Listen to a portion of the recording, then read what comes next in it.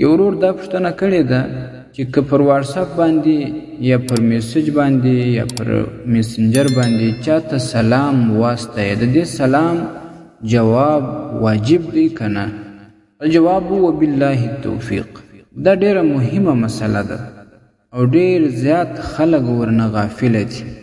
جواب دا دی چې که پر واتساپ باندې یا میسنجر باندې یا د یو بل اپلیکشن د لارې یو چاته سلام راسي، د دغه سلام جواب ورکول یا په ژبه باندې یا په لیکلو باندې واجب دی. که چیرې سلام راسي او دوی په خوله باندې صرف جواب ووایي نو بس واجب ادا سو، واجب ساقط سو. هغه کم چا چې سلام رسولی هغه ته اوریدل ضروري نه دی او نه بیا لیکل ضروري دی، نه ریکارډول بیا ضروري دی چې ورواستوي. بس په خوله دې وویل واجب ادا سو. خو یا د خولې ویل یا هم په لیکلي شکل باندې جواب ورستول دا واجب دی، دا جواب غواړي.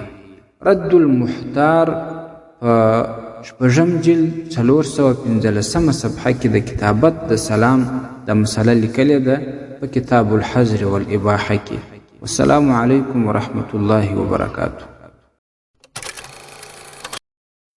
ملګرو په دې هیله چې ټول به روغ او جوړ اوسئ. تاسو هم کولی شئ چې خپلې دیني پوښتنې د ویډیو په کمنټ کې راولېږئ تر څو مفتي صاحب درته ځواب کړي. ملګرو زموږ دا پوسټونه تر نور ملګرو د ثواب په نیت شیر کوئ تر څو هر یو مسلمان د دې هر یو مسلې خبر او پوه شي. السلام علیکم.